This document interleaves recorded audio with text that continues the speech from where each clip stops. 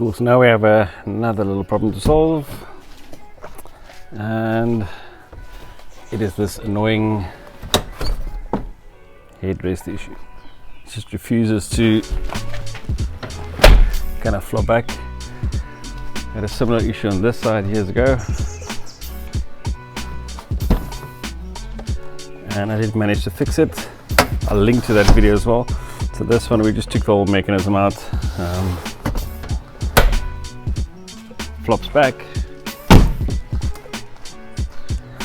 So this is just going to be a trial by wire kind of thing. I'm not sure what the problem is. It might be the same as the other side, but we're just going to tackle it bit by bit and see where we end up. Right, first things first. So this is for the 2013 JKU. The two doors have got slightly different headrests at the back. They just pop out. Underneath the headrest there, you can't really see it, but if you press hard with your thumb, there's two little clips there that disconnects the headrest, and you can pop that sucker off.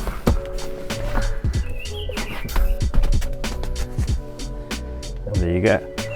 So this is now fully stuck. So the first thing I'm going to do is try and see if we just disconnect the spring, if that makes a difference. If it's not the spring, then we're going to remove the whole cover, take the seat apart and see if the same issue was on the other side.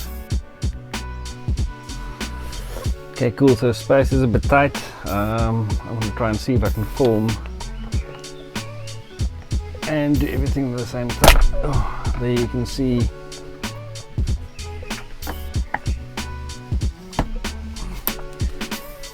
the one spring.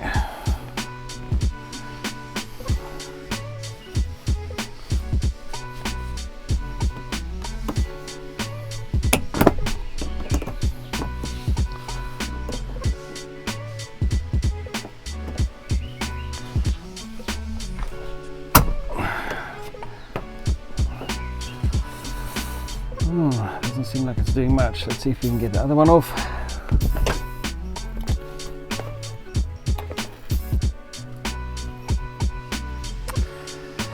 Right, cool. So that spring only goes over on the one side, the other post doesn't wrap around. So we've taken that off now. You can see on that side there. But it had no effect. So the only option we have now is to take the seat cover off and see what's going on. Cool, so to take the seat cover off, it's got a little channel at the bottom here. See there. And all you do is just slide that off. And then there is a zip on this side. The zipper is normally tucked away underneath. So let's see if we can get that out and then pry that cover off. Now to get to the actual side of the zip can be a bit of a pain sometimes because they do hide it away. I've managed to pry this one out a little bit to save my vocabulary and to save you guys the grief of having to listen and watch me grunt to get that out. But there it is. So now all we have to do is just unzip this. And then we can get the cover off.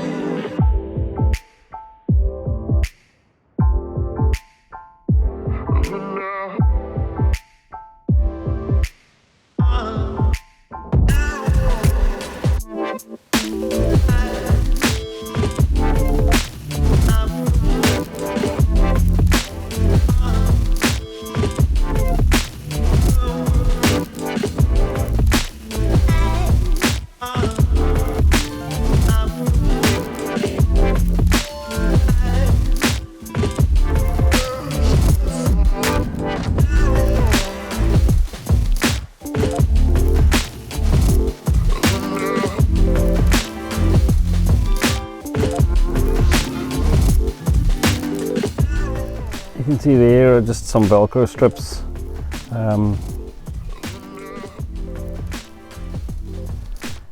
Over there that holds it in, but to get the actual foam off is another story. So let's just see what we have here before we continue. Alright, so that looks like the cable running down that actually releases the whole mechanism forward. So I'm not quite sure if that's broken off or if it's something else. Okay, so this seat release latch just literally pops off. You can take a screwdriver or something and just pry it off. And be careful not to break those clips. Okay, so the next challenge are these little metal rings. I'm not sure well you can see them, there are a few of them around. On the other side I just snipped them off, never replaced them, and it didn't seem to cause too much of an issue. So I think we'll just do the same, cut them off and just let it be. Just a quick note, I ended up not having to cut those little metal tabs in there. But definitely on the smaller seat on the other side I had to cut them because, well, it's only a smaller seat, so to get that cover off and to get the cushion off to get to the actual mechanism, it's a bit more tricky. On this side I was able to just move it out of the way, but if you really want to get to the small seat side you have to cut those rings out. Alright, cool. So I just took that side off quickly, there's nothing holding that in, just to get some slack on this side. Let's see if I can pull it off. There we go. So on the back of the seat are these little clips that fit into this channel. You can just slide them out. There's one on this side.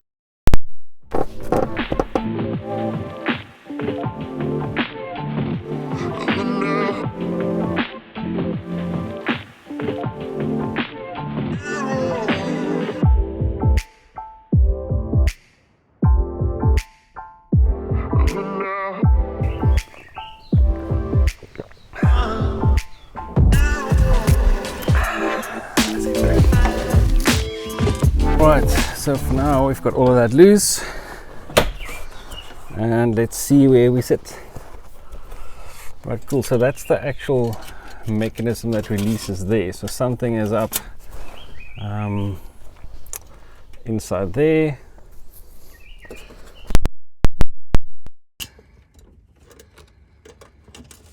So next step will be to remove this bracket, and let's see what we can see.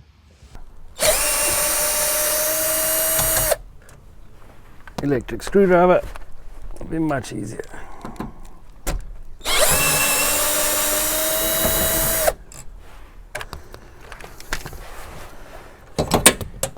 Oops. And there goes the spring. Alright, so that's the whole mechanism. You can see it kind of is supposed to unlatch there.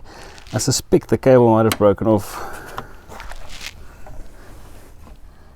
somewhere along there where it needs to slot in. I can't see exactly where.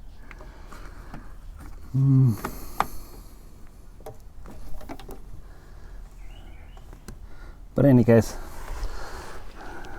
I'll show you what I did here. It's just going to be about removing, I think, this spring and also the springs at the bottom there. Then this thing is just going to flop the whole time, so it'll stay upright, but there's nothing that'll prevent it from going backwards. So if somebody sticks their head against it now, it'll flop back, but at least you can still tilt your seat forward. So let's see if we can fix this.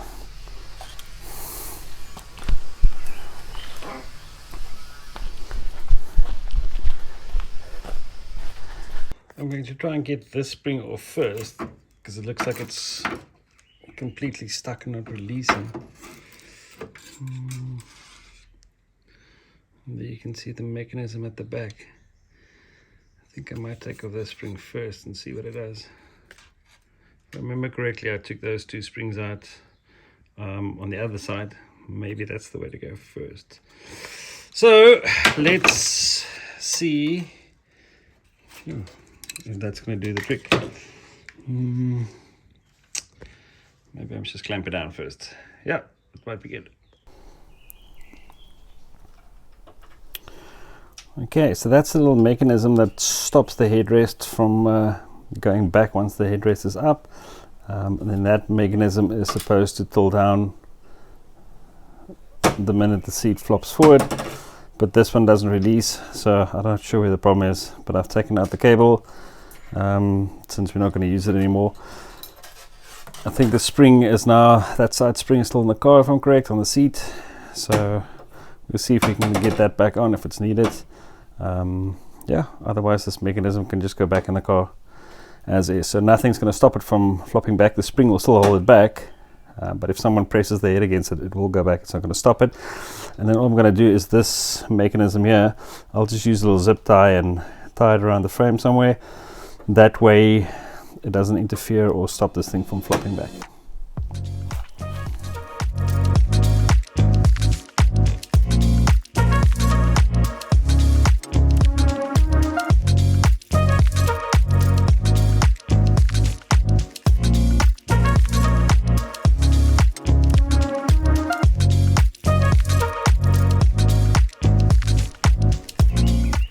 Alright, cool. It's all reinstalled. Seems to be working fine.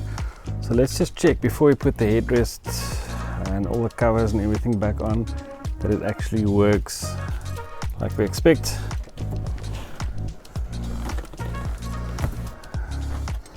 And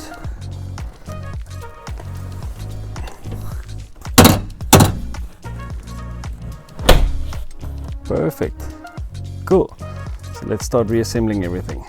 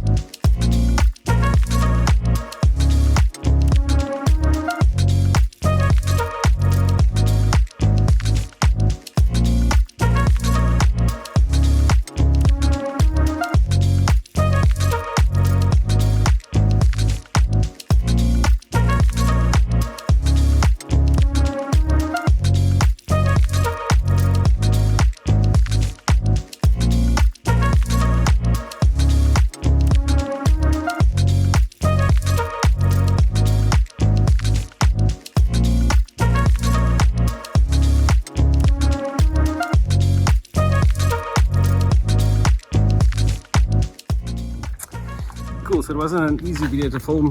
The spaces are quite tight, but I hope it helps some of you guys out. I hope it's more explanatory than the first time I did it. The first time was just more reactionary.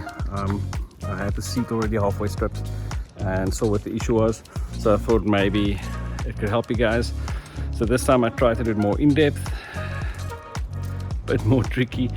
But let me know if it helped you. I'll share a link to the first video I did as well if you want to see that. But there we go. Thanks very much for watching.